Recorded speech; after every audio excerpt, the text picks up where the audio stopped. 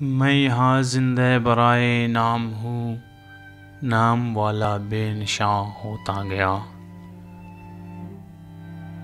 لفظوں کا ماہر دلوں پر راج کرنے والے اسحاق سوز آج شدید بیمار ہے۔ وہ کوئٹہ کے بلوچستان میڈیکل اسپتال میں زیر علاج ہیں۔ محمد اسحاق سوز 1948 میں گاؤں شیخ واصل ضلع مستونگ میں پیدا ہوئے۔ ابتدائی تعلیم شہداد کوٹ سندھ سے سندھی زبان میں حاصل کی۔ انہیں فارسی اور عربی زبان پر بھی عبور حاصل ہیں۔ اسحاق سوز کے حلقۂ احباب بہت وسیع ہیں۔ ان کے احباب میں سے ایک نامور شاعر دانشور افضل مراد کے بھی ہیں۔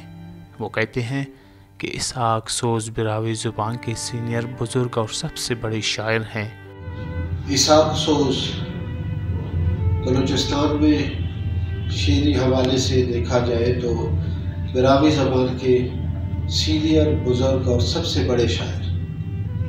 1961 میں ان کا پہلا مجموعہ شائع ہوتا ہے اور اس کے بعد پے در پے ان کی شاعری اور براوی زبان میں ان کی شاعری کا ایک اپنا رنگ ہے، فلسفیانہ انداز ہے، اور اس ڈیپتھ اور اس گہرائی کے اعتبار سے ہمارے مقبول شعراء میں سے اولین حیثیت رکھتے ہیں۔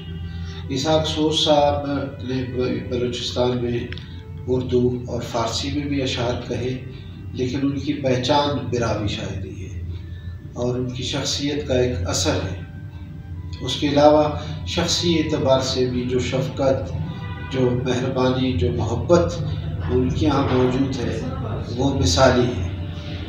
اسحاق سوز صاحب ہمارے اساتذہ میں سے شامل ایک ہیں اور ان کی محبت ہے کہ وہ اب تک 83 برس ان کی عمر ہے، لیکن آج بھی وہ جواں جذبوں کے ساتھ شاعری کر رہے ہیں۔ ان سے عقیدت رکھنے والوں کی ایک بڑی تعداد موجود ہے، اور اس فخر کے اعتبار سے اگر ہم دیکھیں تو ہمیں آج ضرورت ہے کہ اسحاق سوز صاحب علیل ہیں اور ان کی طبیعت ناساز ہے، تو ہمیں چاہیے کہ اس وقت ان کے حوالے سے جتنے بھی ذمہ دار لوگ ہیں وہ اپنا فرض ادا کریں، ان کی صحت کی دعا کریں، ان کے علاج کے لیے اقدامات ہونے چاہیے، اور ایسے شاعر، ایسے لوگ بہت کم پیدا ہوتے ہیں۔ وہ براوی غزل گوئی میں اپنی ثانی نہیں رکھتے۔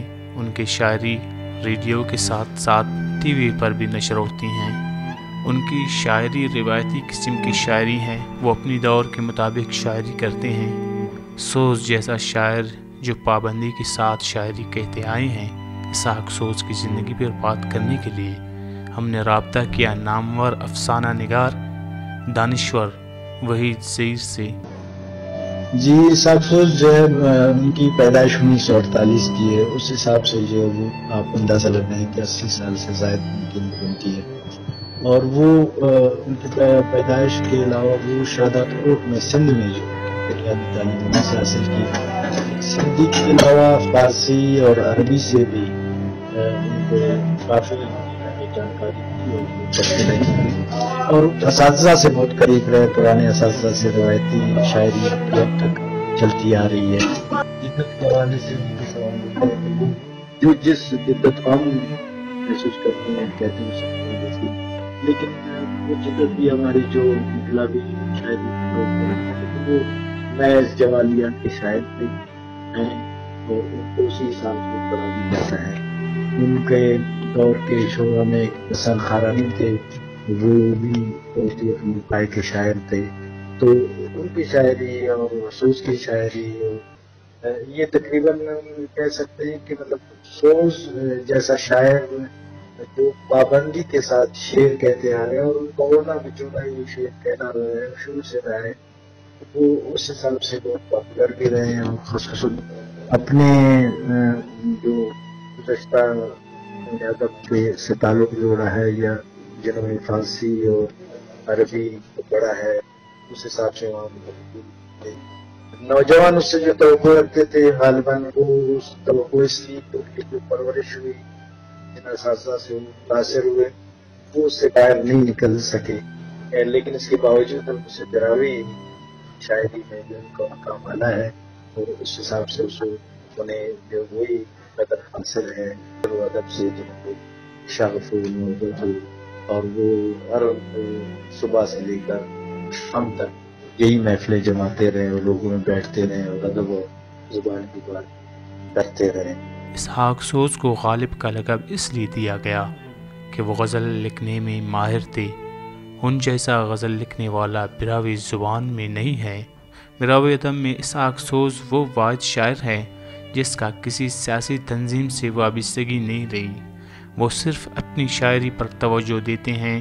جب وہ بیمار ہوئے، کوئٹہ کے اسپتال BMC میں زیر علاج تھے، تو ہم نے رابطہ کیا براوی اردو کے ڈرامہ نویس AD بلوچ سے۔ ان کا کہنا تھا کہ اسحاق سوز صاحب ایک شخصیت ہے، وہ براوی زبان کو بہت کچھ دیا ہے۔ اصل اسحاق سوز ننا ہمو شاعرات یعنی کہ وہ نہ صرف براوی بلکہ فارسی اردو ٹیم بعض جان و تحقیق اور بعض بہترین شاعری کرنے اور دا بار اٹھا چاہے کہ علم و ادب نہ بلو اسی مینار سے اسی بلو تم چاہ کے مش سے اللہ تعالیٰ علیہ سلامت کے ایتو دا پاوا کہ دونوں میں شہر بعض کم ودی برے رہا وہ دے غالب آنند واپس ہے بلکہ وہ غالب ارے۔ اسحاق سوز شاعری کے مختلف اصناف پر شاعری کی ہیں۔ وہ غزل، حمد، نعت و دیگر اصناف پر بھی شعر لکھا ہے۔ وہ براوی زبان میں الگ پہچان اور اسلوب کے مالک ہیں۔ اسحاق سوز براوی زبان میں علم عروض کے ماہر جانے جاتے ہیں۔ اسحاق سوز کی کتابوں میں غزلیات سوز 1962، گلشن سوز 1969، جذبات سوز 1972، گروش نماز شامل ہے۔ اس حوالے سے ہم نے رابطہ کیا تلار کے ایڈیٹر عبدالرازق ابابکی، نامور شاعر سائر عزیز، اور ہم شکر گزار ہیں سخاوت سیوت کی YouTube چینل کا بھی۔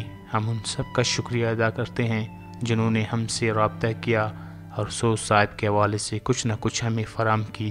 گواڑخی پاوا گواڑخی پاوا سنبرے سنبر مگر ای پتا تھے باغنا گواڑخ سنبر پاپا۔